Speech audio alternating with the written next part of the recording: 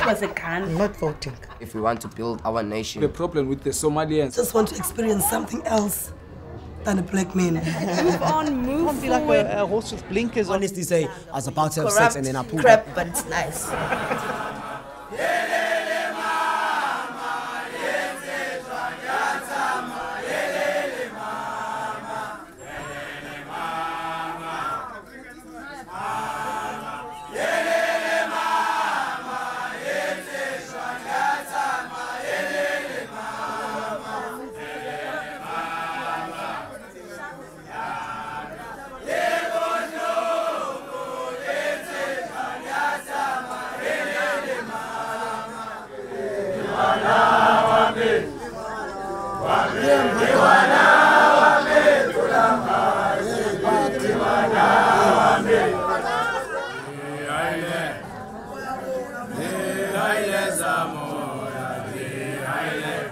Before we knew our Christianity, we had a God called Kamata. And we had a way of getting to him through our ancestors. So, I'm born into Christianity. It's not, I didn't choose Christianity, I was born into it. But as I grow up, as my faculty, my brain is getting, like, I decided to do a lot of research. And that research is, to make me an African, I'm going to go back to my roots. And my roots is Kamata. My name is Bongo Ntlokwana. My clan name is Duma. My name is Lifa. I am 19 years old. I live in Kukuletu. I am Temba Noluchungu and based in Langa, Cape Town. Is Dukosam. My clan name is Zocho. I'm from the Hlubi. My name is Lububalo Peacemaker Sibat. I live in Kukuletu, Section 3, 116. My clan name is Chabalala. I'm Duma. I'm based here at NY 147 in Kukuletu, but I'm from Midrand. My name is Tanos Bata. I live in Kukuletu, Section 3, NY 116. My clan name is Chabalala. That's a retreat. When we talk about passage into manhood, the boys becoming men, one of the most important things that is instilled in them is the fact that being a man means that you now become a provider and a protector of the family, which means that you are promoted now to a higher level of responsibility. And so when these boys become men and connect with their fathers, they become more the friends of the fathers than their own sons. Whilst the respect will still be there in terms of the father-son relationship. But the point is, the man now, the young man now, can empathize more with the father's responsibilities, becomes his friend, becomes his comrade, and so there's close communication now on a very much higher level. When I went to the mountain, we were taught a lot of how to treat yourself as a man, how to treat your family, and how to treat women as a whole. But the most important one was how to treat your family, because our day-to-day activities when we were there, you were taught that as a man, you should go out and work for your family, that the house should always stay lit, and if, say, you live in a situation where there's poverty, the children should eat, your elders should eat, and then you look after them first before you look after yourself. I could separate my life as a boy to the life I inherited as a man in terms of values, in terms of decisions that I take as a man. And it instilled a lot of discipline in me in terms of respecting a channel of command within the family ranks and understanding the deeper culture and the deeper traditions of the family.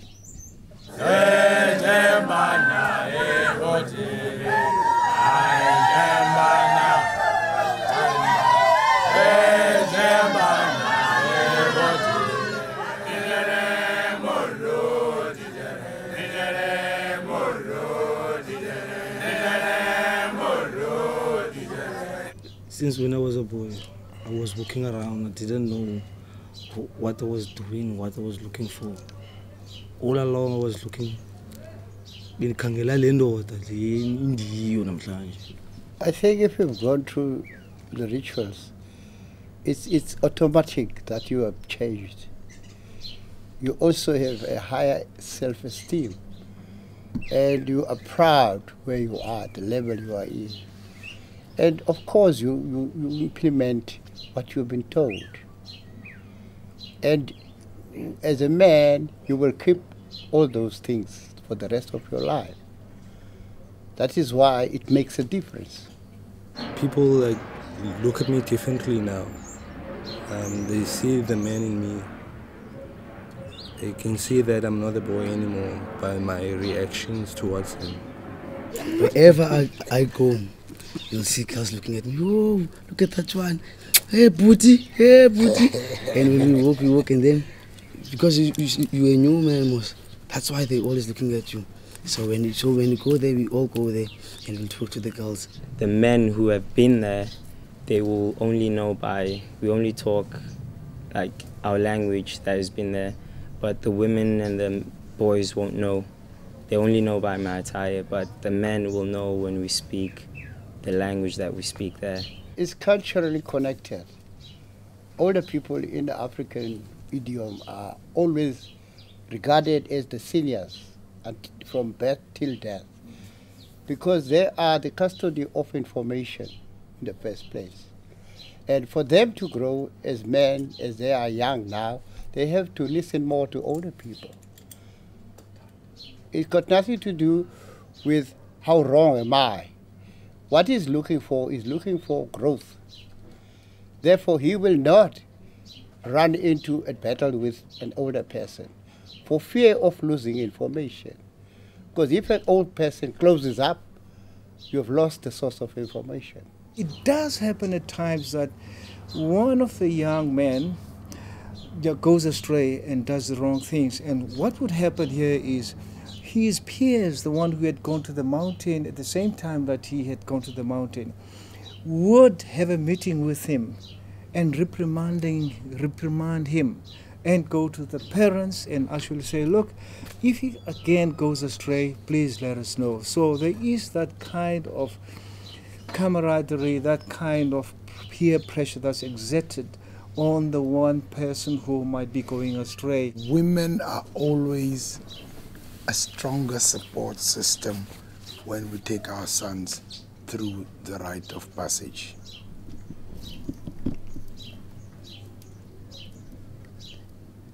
Going through the mountain, coming back through the mountain, there's a certain role that a mother plays. They're not left aside. There's a certain role that the mother plays, not necessarily in the mountain, but back at home. A mother's prayer is always important as well.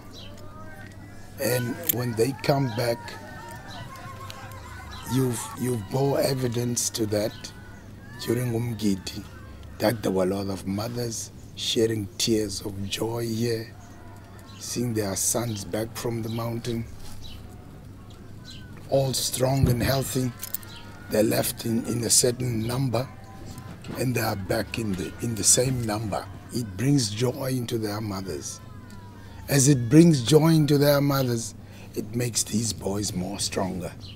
It emerges that the role of a man is to protect and provide for the family. That's something that's very important.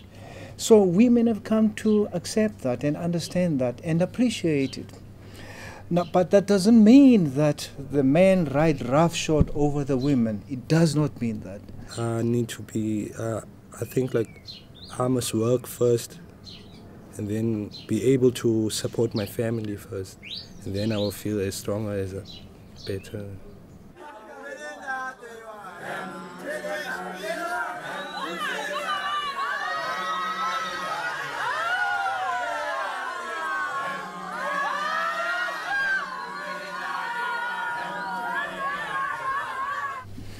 No, this whole experience of initiation somehow has a very profound, deep, spiritual significance. And so you'll find, for example, if you're a boy and you have not gone through the rite of passage and you've reached an age where you ought to have gone, you will feel this strong kind of cultural, spiritual pull that there's something that's lacking. There's something that is lacking. There's something, this I need to do. This I need to do. And so at some point, that is why you will find, for example, there was quite a mature man who was part of this group, and the youngsters were not aware. That's normally done separately. But a mature man, family man with children, I think he had grandchildren as well. It happens because there is that deep spiritual, cultural pull. It's like, I'm not really quite complete without having undergone this initiation. I'll make a quick example of my son here. My son studied in Monmouth, in Wales, in the United Kingdom. During the time he was in Wales, he requested me to take him through the rite of passage to man. Now what does that tell you? He's in United Kingdom, in what people call modern times. But a reminder in his conscience told him to request his dad to go through, to take him through the rite of passage to man. I took him through exactly where I went through, where our fathers went through. He came back as fit as a fiddle, as you see him,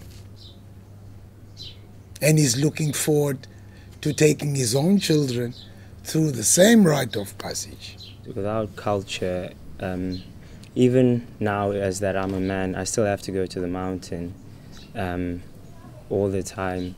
So if there's a mountain maybe in December, I still have to go there all the time to perfect, because I'm a man, but I don't know everything about manhood. So I still have to go there, I still have to teach the younger boys. So there's always that sense of connection to my culture. So it's not just about going there and then forgetting everything that you were taught there. So to me, manhood is from now until the end. So even if I have a son one day, I will teach him about, you know, the things that, how he should treat himself as a man, how he should treat others as a man. So I don't think modern day society will change that. So for me, it's not going to change how my son sees himself. It doesn't fade away because we consider education to be modern times. Education is just an additional part of our lives. But the stronger fabric of our lives is our culture and traditions as African men. My dream is to be an entrepreneur. My dream is to finish school and achieve everything that I want in life. Well, my dream is to see my children succeed in their wishes, achieve their objectives, and become successful people in life. My dream is to be just like my mother, because my mother supports my family and everyone around me. My dream is to finish school, achieve everything in life, and have my own family and be able to support my family. My dream is not to live as long as Mandela and not know what is all about on earth before I die. I want to be reasonable and understand my death. My dream is to buy a car like your car, your open coupe 1948 Rolls Royce. My dream is that one of these days we all wake up to find that Mandela's dream has been realized. that we are truly a rainbow nation, that we're leaving behind completely, effectively, all the vestiges of apartheid, and that we are just one nation. That's my dream.